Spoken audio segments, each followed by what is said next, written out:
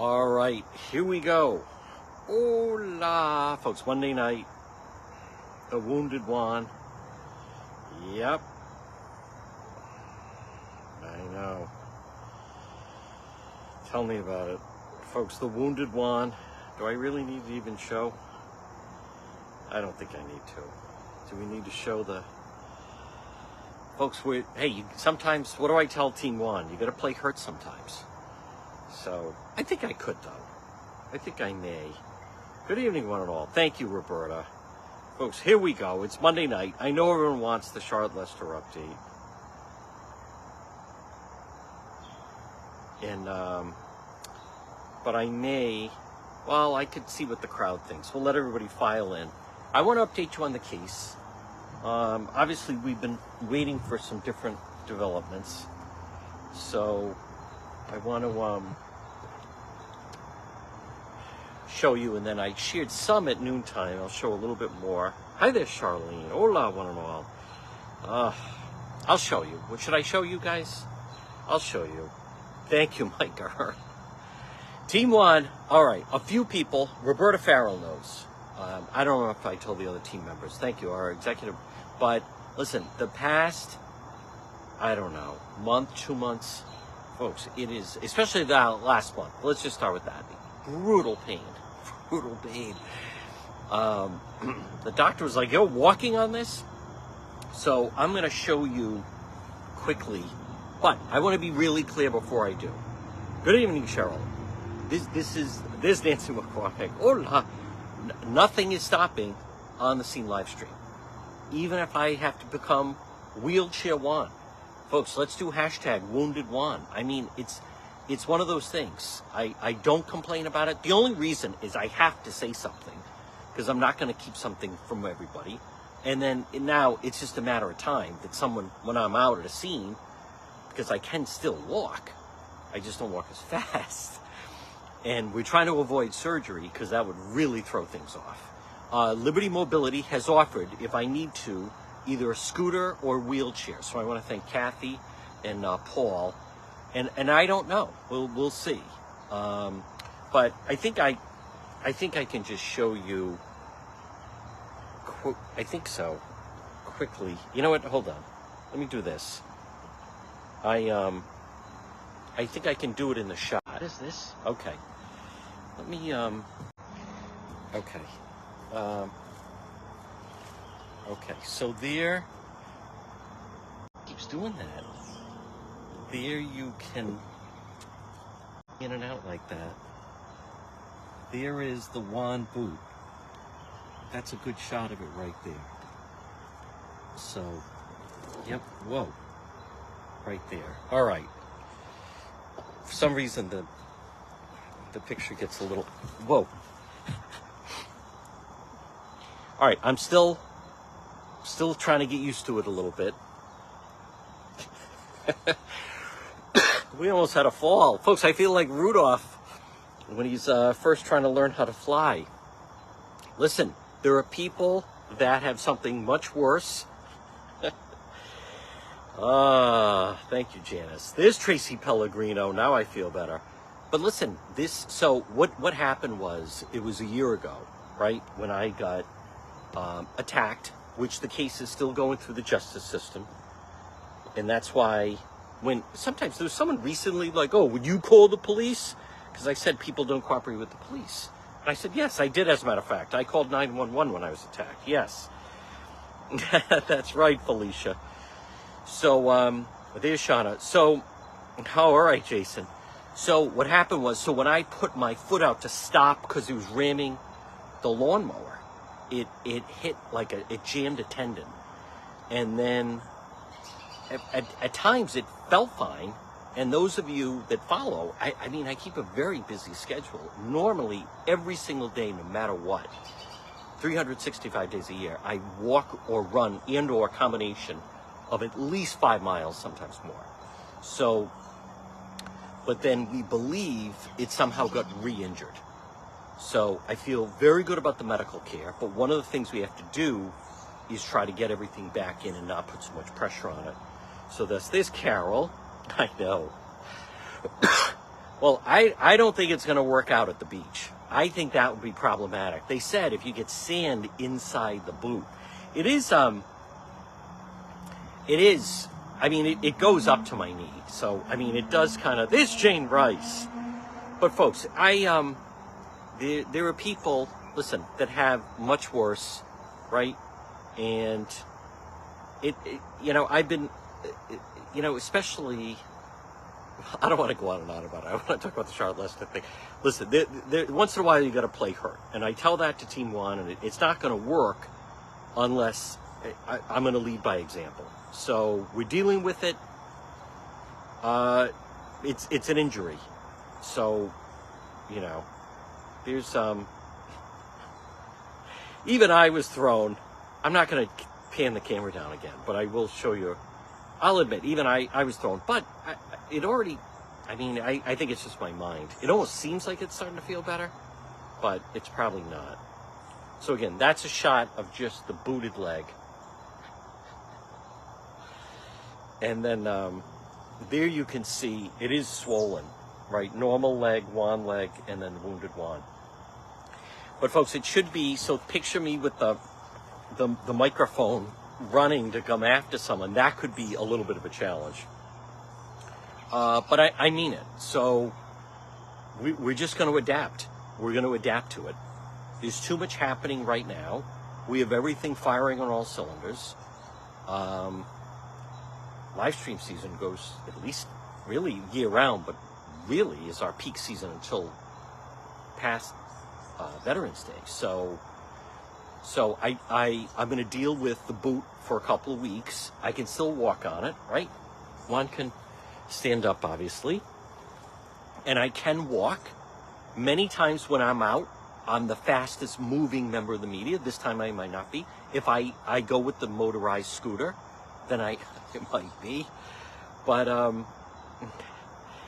we're just going to roll with it. So I don't want it to be a distraction, but at the same time, I didn't want to, like, how do you not say anything? Because then, many times, as many of you know, I end up, like, you see me on a scene, and I think it would be kind of funny, like, wow, who's the guy with the boot on his leg? Whoa, it's the wounded Juan. Could be wheelchair Juan. So, but folks, we're going to deal with it. Hey, what do I say? There's Elizabeth Flynn. Hola, one and all. Yes, 401 Cuts. They're doing a fantastic job with the grass. And by the way, thank God for 401 Cuts, because I certainly now could not. But just one quick funny story. I didn't say anything about it, but last Tuesday, you know, like sometimes something happens and you just think like, it's probably fine, and you kind of ignore it, but it just progressively getting worse. But two things that happened. One was when I went to Providence last Tuesday for the Chaos Day, and it was just, I am not exact. I mean, it literally felt like there was a nail. I kept stopping and checking my sneaker, like, did I step on a nail? Maybe I stepped on a construction site. It was brutal pain. Oh my God. And then one of the police was even like, are you okay? Trying to, like, help me along. Providence Police, by the way, folks, thumbs up for them. They were just terrific. And then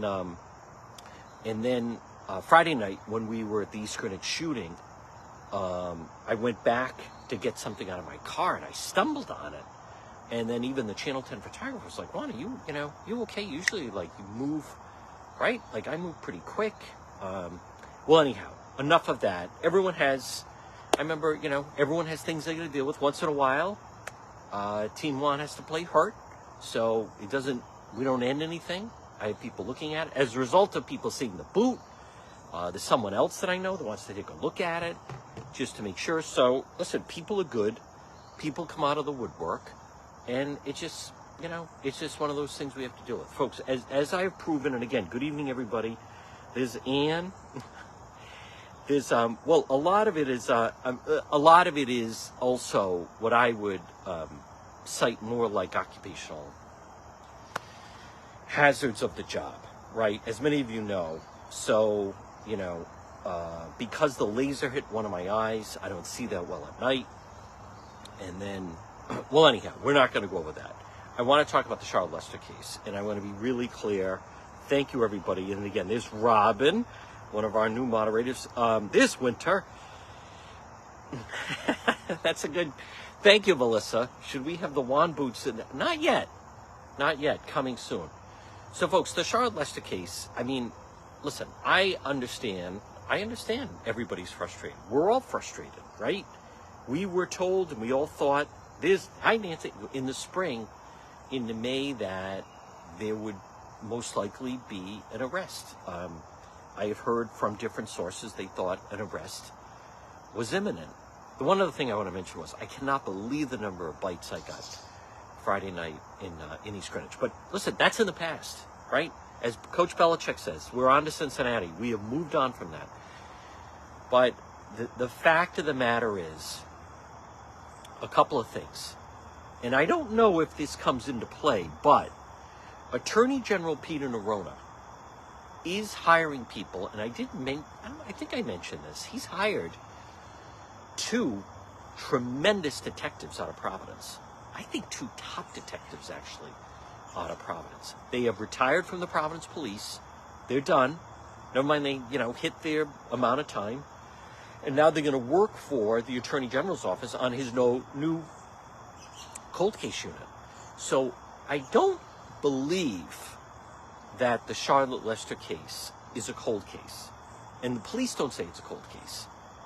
And it's tough to pinpoint where it is in the investigative process. But I think that we definitely know it's obviously a priority for the Warwick Police. And they have been terrific. They have never stopped on this case. Warwick Police folks, they were at the Charlotte Lester Vigil. This is not an easy case. Doesn't mean it's impossible. There's a lot of circumstantial evidence in this case. Without knowing everything, and I've shared a lot with you, right? Perkins was the one on tape dropping off her truck at Kent Hospital. Charlotte's blood was spattered on the wall above where his bed was. He won't answer questions as to what happened to the old mattress, which we were looking for. He wouldn't give a straight answer when he got a new mattress. He lied to his family members, according to the tapes, of when he got the new mattress. Charlotte was last seen headed up the hill in Apponaug from the Crow's Nest to go to his home on Staples Avenue. He told someone that I know who spoke with him that Wednesday, that he hadn't heard from her in a couple days. We know that wasn't true. They were communicating back and forth that Monday night in a flurry of phone calls. So, and I want to be really clear about this, because I know also the Perkins people are watching. Good evening, group of creeps. Creeps are us. Hillbilly goons. Good evening, inbreds are us, and the rest of the Perkins crew. There's Joey and Judd. I don't know about that, Bruce. There's Diane. He is a very solid attorney, but I also want to give a lot of credit to the family and the friends of Charlotte Lester that have posted, for those that want to take time to read it, an awful lot about the case. I don't know. When people say, and I don't mean to single out Bruce, that it'll all come out, I don't know about that. Because I am not convinced there will ever be a body. There may never be a body.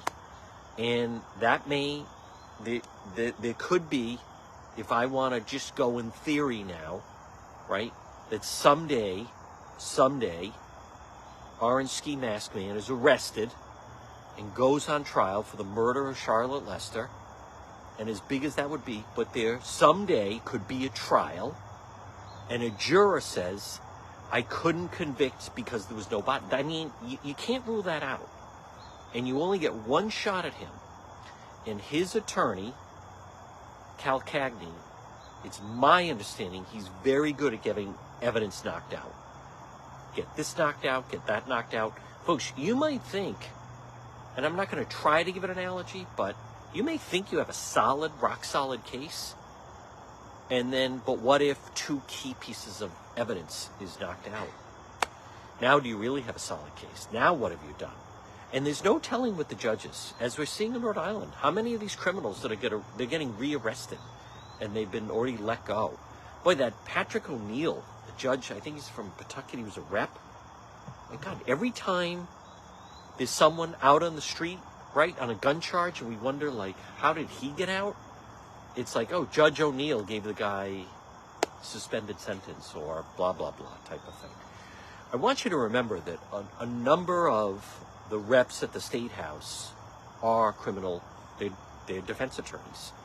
And so there's that unholy alliance between the judges that put them there and the wink and the nod of how the system works. So, yes, it is. There's our friend Tommy Bryan. She's the luckiest woman in Rhode Island. So, folks, a couple things. And I mentioned this in the noon report.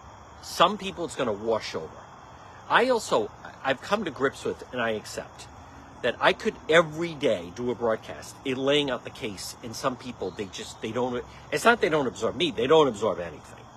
So, but someone who I knew, or know, who I spoke with just last week, who knew Charlotte very well, who communicated with Charlotte every day, who really knew Charlotte, I told this today during the noon report, sent me a message saying you were right, because I was saying to this person, I thought it was pretty obvious who the lead suspect was. And he was like, you think so? Like that. And so finally, what I said today was it occurred to this individual that Charlotte, who communicated with a small circle of people, she did have an appointment / procedure coming up that week, the week of May 16th of last year, at Kent Hospital. And when her truck was left there, that shows, number one, whoever left it, we already know who left it, Perkins is on the tape. Now, that has not been made public yet, but I am telling you, I haven't been wrong yet on this case. He is on the tape. They have him dropping it off. Oh, that makes him a murderer. No, I didn't say it makes him a murderer. I didn't say that. No one said that. But it occurred to this individual. A lot of people would not know that she was going to have a procedure at Kent Hospital. A very small number of individuals would know that. Her vehicle, her truck, was not left at Cumberland Farms. Her vehicle was not left at, Iggy's. Her vehicle was not left at any number of, the imaginary playground or whatever that place is. Her vehicle was left in the back parking lot at Kent Hospital. And we believe, under the guise of, okay, we're going to throw everybody off, they'll find her vehicle and think, oh, she went to the hospital, and then what happened to her? So that is, it may not seem it, but it's another piece of the puzzle that narrows this business. Remember, early on, the narrative being thrown out there, and by the way, folks, this could come back again. I try to talk about other cases to try to give people something to use some point of reference, because I don't want to talk, but the OJ case, again, to me, that's like, how do you not know about the OJ case? But apparently some people don't. But they came up with Mark Furman planted the glove, right? We know that was completely fabricated and made up by the defense. They call it an alternative theory as to what happened. If your client isn't the killer, then you need to give the jury some killer, some alternative theory to what happened here. So it's very possible, if you remember early on when we were doing interviews, from what we understood, people that were talking to Perkins, according to them now, he was saying, oh, I think she took off with just these bunch of guys type of thing, which no one believed or anything. But that's something that could be thrown out. An alternative theory that could be thrown out would be, you know what, she took off, she's hiding somewhere in the country, she went to Mexico, she went off the grid, she, always planned to disappear. That would be the defense now, just essentially inventing an alternative theory. And so, but I draw parallels to, and I've tried to, the Brian Walsh case. Brian Walsh, Anna Walsh, started off the year, Cohasset, Massachusetts. What did he do? He went online and came away with, okay, a dumpster. You have to, and you know it's gruesome, but you have to think of people that have been involved with this type of crime. You know, Scott Peterson, if you remember that case, he could have said he went golfing. He could have said he went to a number of different things. What did Scott Peterson say? He called Lacey Peterson's mother and said, Lacey's missing. But he said, oh, I went fishing that day. And then her body washed up right where he went fishing. Like, no one said he was a smart criminal. They also found things in the house, even though we thought he had used bleach to get rid of it. But Brian Walsh started Googling, how do you get rid of a body? And they talked about, I mean, that went another step, because he went into dismemberment. And, you know, we now believe that, and Charlotte's family talked about this at the vigil, that they believe she died a very violent death, but then, like, got to work. But the thing about the Brian Walsh case and why I mentioned that, Crystal Davis does not think that Scott Peterson was a murderer? What? You mean, oh, so possibly he went fishing right where her body washed up. And what was the other theory? That there was this cult that were looking to kidnap a pregnant woman so she would give birth. Did I really just catch that? Yes, Doreen. See, this is sometimes I shouldn't read the comments. I get thrown. Scott Peterson, but you don't know if he was a murderer? Okay. Getting back to reality.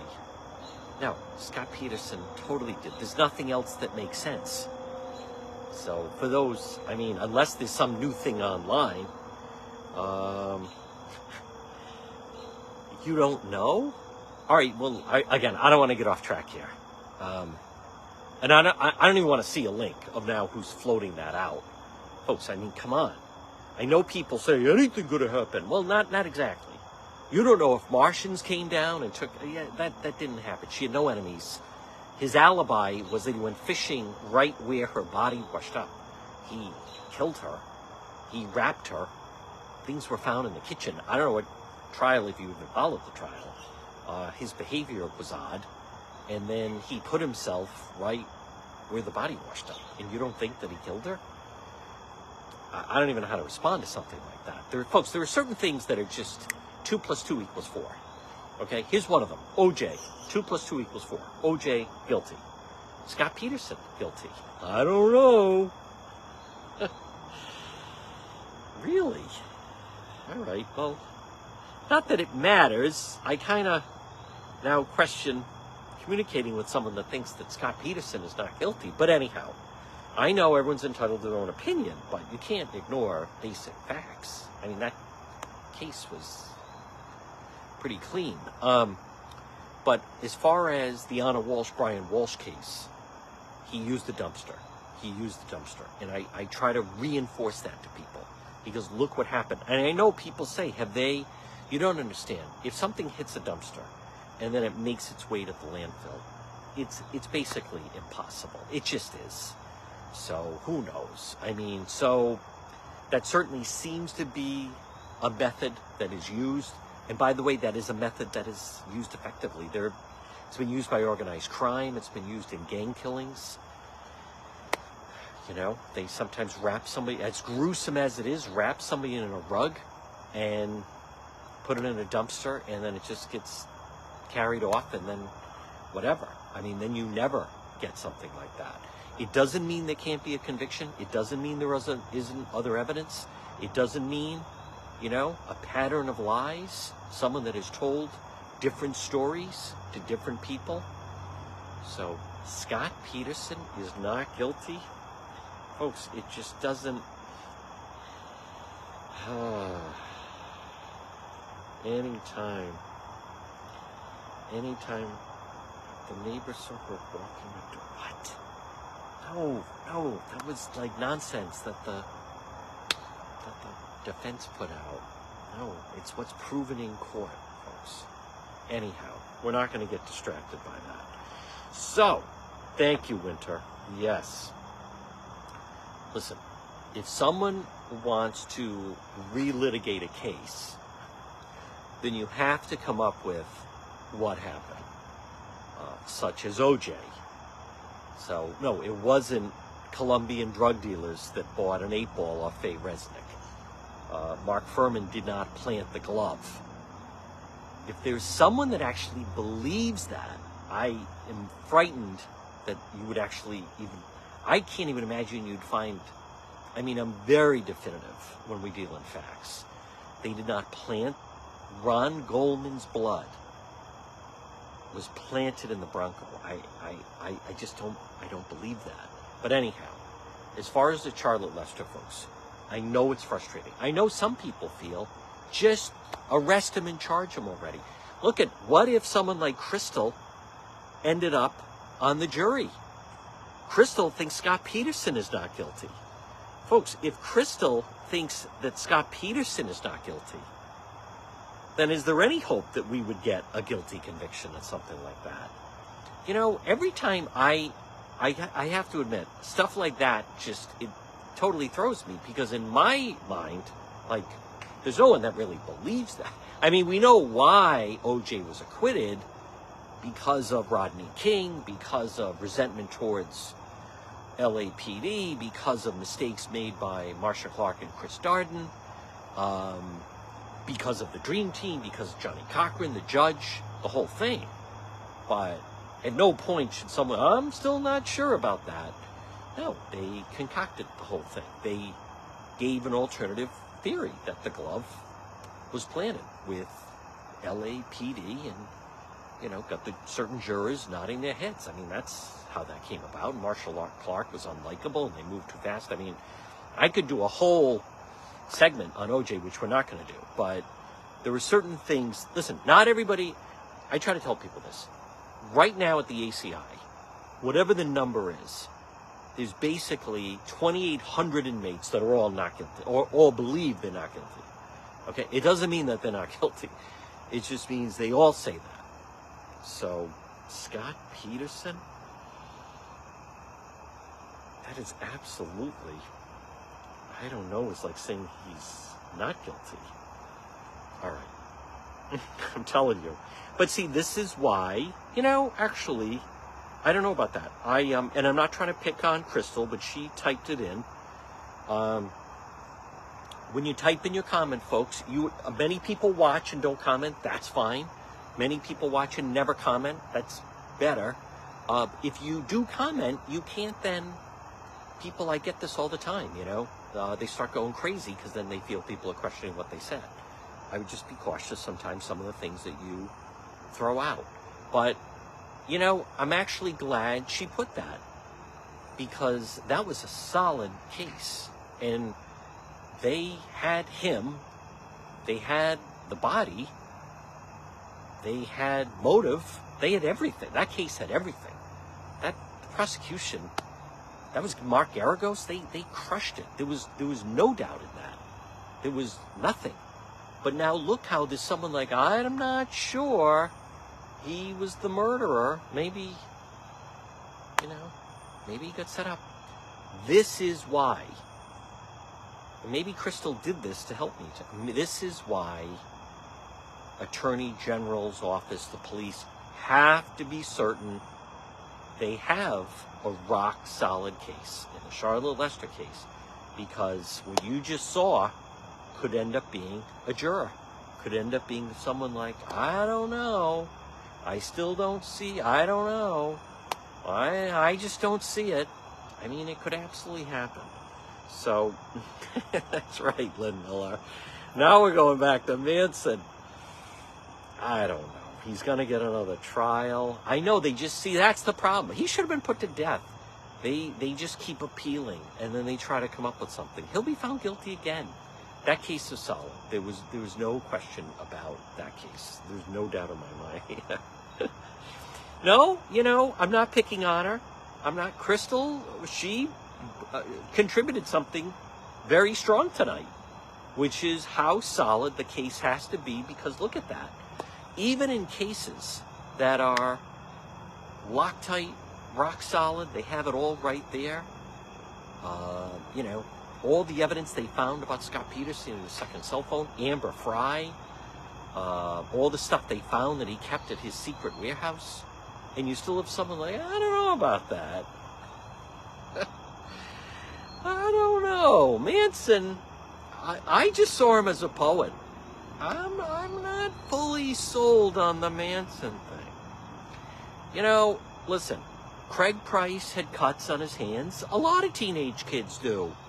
I'm just saying, person of color arrested, young teen, easy scapegoat. Not all I'm saying, not saying he's not.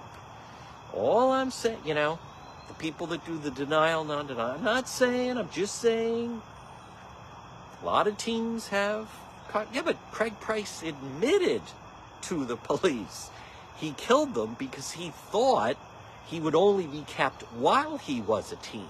He never dreamed they'd still be holding him this long.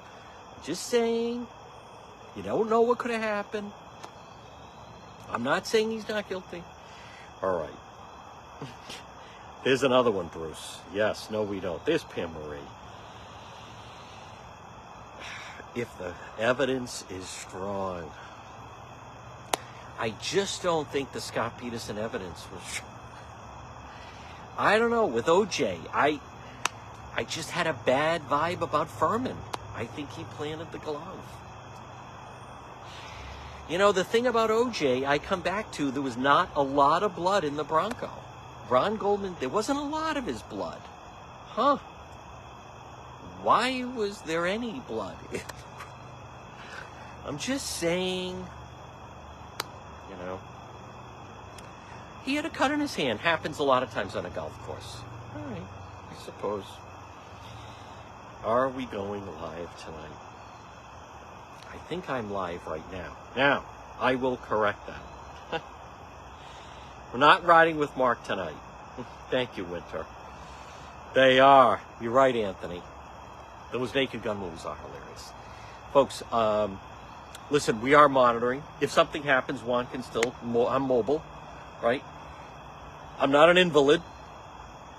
Just going to have to jockey a little bit, but that's okay. We'll figure it out. I'll still be riding with Mark this week, and then we're going to get back on track with our Cranston friends.